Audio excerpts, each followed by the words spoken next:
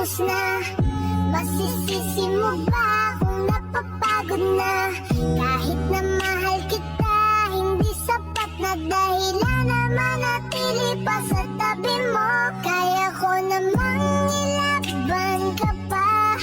Alam mo na nasaktan na bigo. Mukhang delikado na naman ako. Bakit ba kinikilig na naman ako? Pero ngayon ay parang kakaiba pag nakatingin. Sa loob ng kagubatan, may dalawang magkapatid na naninirahan ng magkasama. Sila lang dalawang naroon.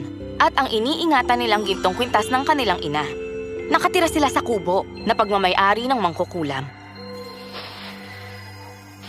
Ang bagal mo namang tapusin ang pinapagawa ko.